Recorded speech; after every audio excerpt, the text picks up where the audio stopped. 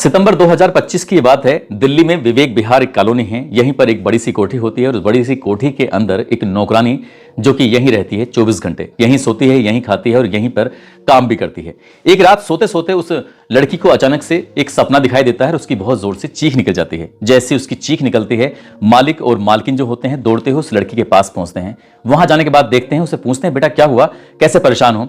उस लड़की ने कहा कि मुझे अचानक से एक सपना दिखाई दिया था और डर सा लगने लगता है। उस लड़की को तसल्ली दी जाती है और जो मालकिन होती हैं काफी समय उसके साथ रहती हैं। उसके बाद ये वक्त बीत जाता है। 2-3 दिन के बाद फिर से उस लड़की को वही सपना दिखाई देता है और जैसे सपना दिखाई देता है तो उसकी फिर से चीख निकल जाती है। अब मालिक ने उस लड़की से पूछा कि बेटा तुम बड़ी डरी डरी रहती हो, सहमी सहमी रहती हो, क्या दिक्कत है, क्या परेशानी है, मैं तुम्हारी क्या मदद कर सकता हूं, तुम मुझे अपने पिता की तरह मानो, कोई दिक्कत कोई परेशानी है तो तुम मुझसे बात कर सकती हो। लेकिन उस नौकरानी ने उस मालिक से कोई भी ऐसी बातचीत नहीं की और वो शांत हो जाती है। लेकिन तीसरी बार फिर से उसको वही सपना दिखाई देता है और जो सपना दिखाई देता है तो उसकी चीखें निकल जाती हैं। इस बार मालकिन ने मालिक की भूमिका निभाई और वो उसके पास जाती है, उसको अपने सीने से लगाया, उसको पुचकारा, दुलारा, उससे कहा बेटा तुम इतना परेशान क्यों हो, क्या दिक्कत है, क्या परेशानी है, क्या बात है, तुम रात में सोते सोते एकदम चीखने लगती हो, डर जाती हो, डरी सी रहती हो, सहमी सी रहती हो, मैं तुम्हारी मां की तरह हूं, तुम मुझसे ये बात कर सकती हो। जैसे ही उस नौकरानी ने उस मालकिन की ये बात सुनी, उसे लगा कि कोई अपना है, इससे ये बात की जा सकती है। तभी उस नौकरानी ने कहा कि मैं जब भी सोती हूं, जब भी आंखें बंद करती हूं, मेरे सामने कुछ तस्वीरें चलती रहती हैं और खासकर जैसे आंखें बंद होती हैं तब एक आवाज आती है और वो आवाज जो आती है वो मेरा नाम लेती है, बहुत आराम से धीरे से संजीदा करके जब बुलाती है तो मैं एकदम डर जाती हूँ, चौंक जाती हूँ और तभी मुझे पसीने पसीने हो जाते हैं। इसके बाद उसने पूछा कि बेटा ऐसा क्या है, ये कौन है जो तुम्हें आवाज लगाता है। उसने कहा कि मेरी सहेली है जिसका नाम सोनिया है। सोनिया के साथ बहुत गलत हुआ था, उसका बलात्कार हुआ था, उसकी हत्या हुई थी, उसकी हत्या मैंने अपनी आंखों से होती हुई देखी। यह बात सुनने के बाद जो मालकिन होती है उसके भी पैरों तले जमीन खिसक जाती है। लेकिन वो आगे बताती है कि मेरा भी बलात्कार हुआ था, मेरा भी वीडियो बनाया गया था, किसने बनाया, क्यों बनाया। जब इस बारे में बातचीत करते थे वो ज्यादा बातचीत नहीं कर पाती थी, ज्यादा कुछ बता नहीं पाती थी। आखिरकार मालकिन और मालिक ने उस नौकरानी को लेकर नजदीकी पुलिस स्टेशन जाते हैं और जाने के बाद बताते हैं कि इसको रोज सपने आते हैं और सपनों में इसको आवाज लगाते हैं और आवाज लगाने के बाद ये कहती है कि इसकी सहेली का और इसका भी गलत काम हुआ है और साथ ही उसकी हत्या भी हुई है इसकी सहेली की। आप इस मामले की जांच पड़ताल करिए, देखिए कि इसकी बातों में कितनी सच्चाई है, कितनी नहीं है। पुलिस ने पूरी कहानी जरूर सुनी थी लेकिन पुलिस ने उस मामले को उतनी गंभीरता से नहीं लिया जितनी गंभीरता से पुलिस को लेना चाहिए था। बात आई गई हो जाती है लेकिन इस बात को करने के बाद उस लड़की का ऐसा लगा जैसे क्या मन हल्का हो गया हो, क्योंकि वो मालकिन से बता चुकी थी, फिर मालिक के सामने बताया, फिर पुलिस के सामने ये बात बताई। उसके अंदर का थोड़ा डर कम होता है, उसे तसल्ली दी जाती है। आखिरकार ये बात आई गई हो जाती है। लगभग 96 दिन बीत जाते हैं।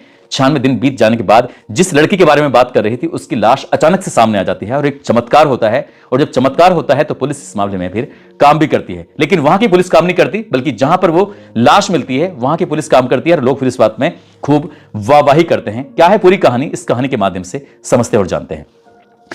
आदाब, नमस्कार, सत श्री अकाल। मैं उस्मान सैफी। आज की जो सच्ची घटना मैं आपको सुनाने जा रहा हूं, ये सच्ची घटना है उत्तर प्रदेश के जिला हापुड़ की। जिला हापुड़ का एक थाना लगता है पिलखुआ। यह बात है 1 दिसंबर 2025 की सुबह लगभग 7 बजे के आसपास का वक्त हो रहा था।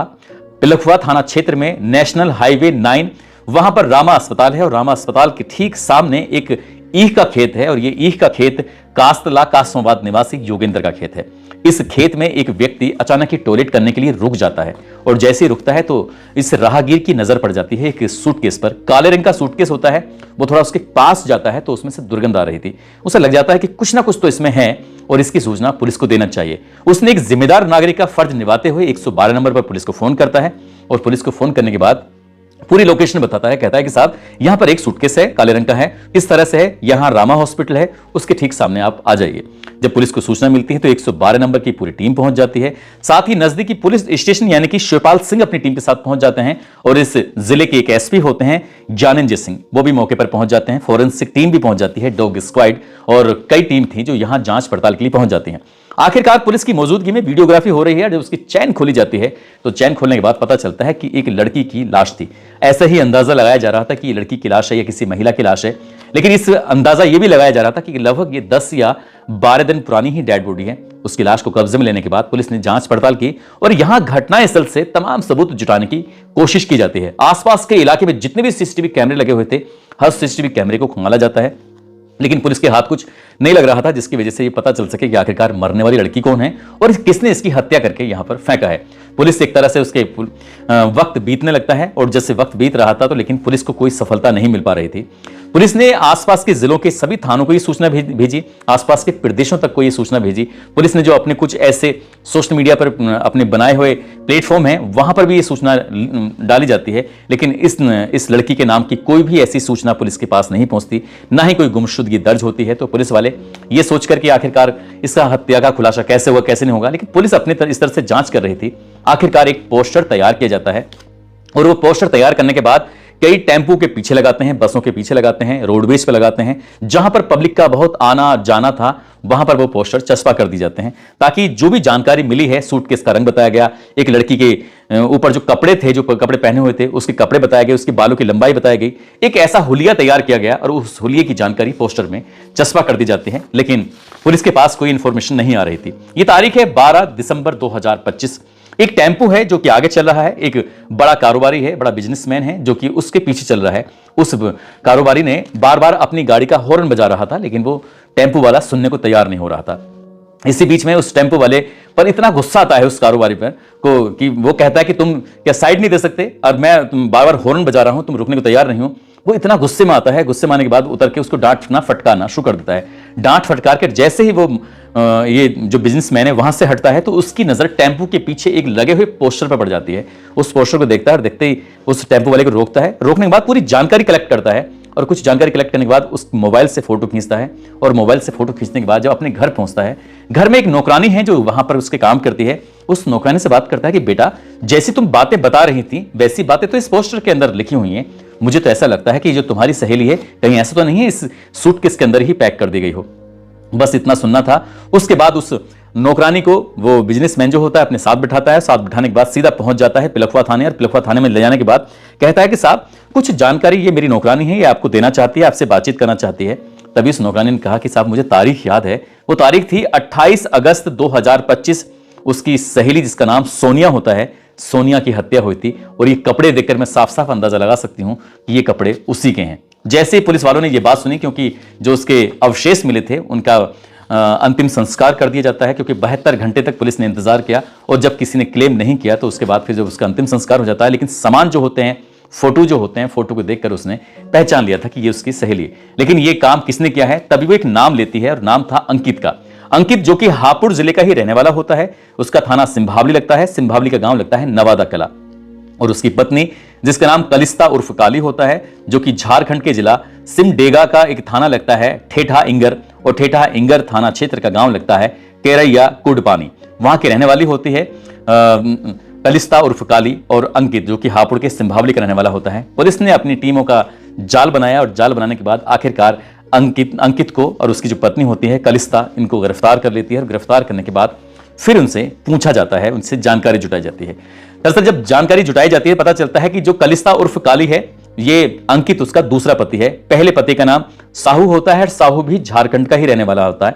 साहू और अंकित ने मिलकर एक एजेंसी बनाई थी जिसका नाम सृष्टि इंटरप्राइजेस के नाम से एक एजेंसी है, और जो कि दिल्ली के उत्तम नगर में वो काम करती है। और इस एजेंसी का काम होता है कि जो बड़ी बड़ी कोठियां होती हैं, बड़े बड़े लोग होते हैं, उनके घरों में मेड की व्यवस्था करना, नौकरानी की व्यवस्था करना, जो उनके यहाँ पर काम कर सके, खाना बना सके, उनके यहाँ पर जिम्मेदारी निभा सके।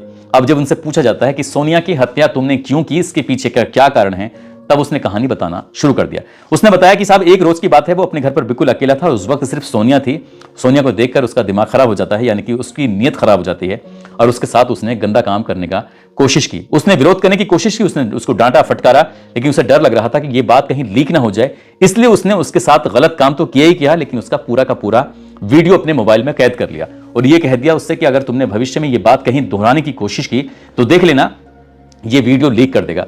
ये जो महिला है, लड़की है, वो जिसका नाम सोनिया है, वो भी झारखंड की ही रहने वाली है, और जो उसकी पत्नी है कलिस्ता उर्फ काली, उसके गांव के आसपास की किसी गांव के रहने वाली है। और वो आई थी यहां पर दिल्ली में काम ढूंढने के लिए और अपने परिवार की आर्थिक रूप से मदद करने के लिए। लेकिन जब उसने उसके साथ गंदा और घिनौना कृत्य किया उसके बाद उस लड़की को गुस्सा आता है और वो अपनी बात पर अडिग रहती है। वो कहती है कि मैं पुलिस के पास तो जरूर जाऊंगी, हर हाल में जाऊंगी, अगर देख लेना तुमने मुझे कुछ किया है, कुछ करने की कोशिश की, भले चाहे तुम कितनी वीडियो बनाओ।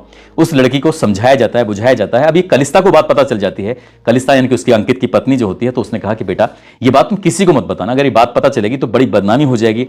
तमाम तरह का दिलासा दिया जाता है। अब इस बीच में उसका एक काम लगवा दिया जाता है, एक कारोबारी के यहाँ पर जो सविता विहार कॉलोनी होती है वहां पर उसका काम लगवा दिया जाता है। आखिरकार जो सोनिया होती है वहां काम करती है, लेकिन उसका काम में मन नहीं लगता। उसको हर वक्त हमेशा गुस्सा आता रहता था कि उसके साथ जो गंदा काम जो किया है वो अपने मालिक को किसी भी कीमत पर छोड़ेगी नहीं, उसको जेल भिजवा कर ही रहेगी। इसलिए काम में मन नहीं लगता था। और जिसके यहाँ काम करती थी उसने कहा कि मुझे ऐसी लड़की नहीं चाहिए। अंकित को फोन करता है कि अपनी नौकरानी को यहां से लेके जाओ, मुझे इसके साथ काम नहीं करवाना है। आखिरकार जब वो अंकित उसे अपने साथ लेके आ जाता है, ये तारीख थी 28 अगस्त 2025। सोनिया उत्तम नगर के उस इलाके में पहुंच जाती है जहां पर वो रहते हैं। यहीं पर वो बार बार एक ही बात रट लगाई हुई थी कि मैं पुलिस के पास जरूर जाऊंगी, हर हाल में जाऊंगी, तो मुझे रोक नहीं सकते। कलिस्ता को यह बात बहुत ज्यादा अजीब लगती है, परेशान करती है। कलिस्ता उसको एक के बाद एक कई थप्पड़ मार देती है, कहती है कि आज के बाद अगर तुमने ये बात दोबारा दोहराने की कोशिश की, जो तुम्हारे वीडियो है वो सोशल मीडिया पर अपलोड कर दिया जाएगा और तुम्हारे माँ बाप देख लेना किसी को मुंह दिखाने के काबिल भी नहीं बचेंगे। आखिरकार उस लड़की पर दबाव बनाया जाने लगता है, लेकिन लड़की जिद पर अड़ी हुई थी।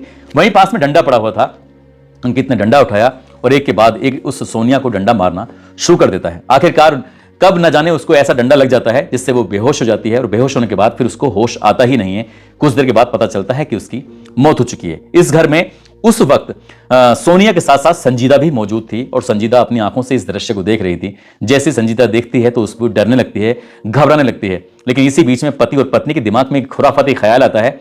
वो डंडा दिया जाता है संजीदा के हाथ में और वो वीडियो बनाते हैं और कहते हैं कि तुम ये बात बोलो कि ये हत्या तुमसे हुई है। यानी कि ये सब कृत्य जब उससे करवाया जाता है वो नहीं करती है तो उससे जबरदस्ती जोर देकर उससे बुलवाया जाता है। लाश के पास में खड़ी हो जाती है, उससे बुलवा दिया जाता है और वो बोल भी देती है कि हाँ ये हत्या मैंने की है। लेकिन शायद उसने अपनी जान बचाने के लिए ऐसा कुछ बोल दिया होगा। लेकिन अंकित और जो उसकी पत्नी होती है कलिस्ता, उसके दिमाग में अभी भी उससे बड़ी खुराफात सूझने लगती है। इसने पत्नी वीडियो बना रही थी और अंकित उसका साथ बलात्कार कर रहा था और वो वीडियो पूरा बन जाता है। उसके बाद फिर यहां पर संजीदा से कहा जाता है कि तुम्हारे 2 वीडियो बन चुके हैं, एक तो तुमने हत्या की है इस बात की और दूसरा तुम्हारे साथ जो गलत काम किया है वो, ये दोनों ही वीडियो सोशल मीडिया पर अपलोड कर दी जाएंगे। ये बात मैं किसी ने बताने की कोशिश की तो। लेकिन इस लड़की का काम लग जाता है विवेक विहार में, एक मालिक के यहाँ काम कर रही थी, लेकिन वहां डरने लगती है, घबराने लगती है। रात को अजीब से सपने आते हैं। ऐसा लगता था उसे बार बार जैसे कि सोनिया उसको आवाज लगा रही है कि संजीदा संजीदा। जब आवाज लगती थी तो साइकोलॉजिकल वो बहुत ज्यादा परेशान रहने लगती है। उसने अपने मालिक को बताया, मालकिन को बताया, वहां नजदीकी पुलिस स्टेशन में बताते हैं, लेकिन ये बात किसी को इतनी ज्यादा गंभीर नहीं लगती। लेकिन जब सूटकेस मिलता है इस हत्याकांड की, इनकी 28 तारीख को घटना होती है, 28 अगस्त 2025 को, और 1 दिसंबर 2025 को जब ये सूटकेस मिलता है तो उसके बाद फिर पुलिस सक्रिय होती है। उसका पोस्टर चस्पाया जाता है और ये फिर उसी मालिक को मिल जाता है जो मालिक और मालकिन उस लड़की को इंसाफ दिलाना चाहते थे। आखिरकार जब इस घटनाक्रम का खुलासा होता है तो हापुड़ की पुलिस ने इन दोनों आरोपी पति और पत्नी को गिरफ्तार किया और गिरफ्तार करने के बाद इनको जेल भेज दिया। शायद बाकी की जिंदगी इनकी सलाखों के पीछे गुजरेगी, क्योंकि इनके ऊपर न केवल हत्या के चार्जेस लगेंगे बल्कि उन दोनों लड़कियों के साथ जो गलत काम किया है वो भी चार्जेस लगेंगे। दोस्तों, इस पूरे घटनाक्रम को सुनाने का उद्देश्य किसी को परेशान करना नहीं है, किसी का दिल दुखाना नहीं है, बल्कि आपको जागरूक करना है, आपको सचेत करना है और आपको यह बताना भी है कि पाप करने वाला भले चाहे ये सोचे कि कभी पकड़ा नहीं जाएगा, लेकिन इस कहानी में वाकई चमत्कार ही होता है कि उस लड़की ने बताने की कोशिश की, लेकिन पुलिस ने गंभीरता से नहीं लिया। और इस घटनाक्रम यानी कि हत्याकांड के 96 दिन के बाद वो लाश मिलती है, जिस लाश को समझ रहे थे कि 10 या 12 दिन पुरानी है, वो 96 दिन पुरानी लाश थी, जो कि ना गली थी ना सड़ी थी पूरी मात्रा में, और ऐसा लग रहा था देखकर जैसे कि 10-12 दिन पुरानी है। ये किसी चमत्कार से कम नहीं हो सकता। ये इतने दिन के बाद लाश मिली थी, हो सकता है बिल्कुल गल जाती, लेकिन शायद ये इस घटनाक्रम का कभी खुलासा नहीं होता। लेकिन इस घटना में खुलासा भी होता है और आरोपी पकड़े भी जाते हैं और ये किसी चमत्कार से कम नहीं होता। दोस्तों, आप सब लोग अपना ख्याल रखें, सुरक्षित रहें। जय हिंद, जय भारत।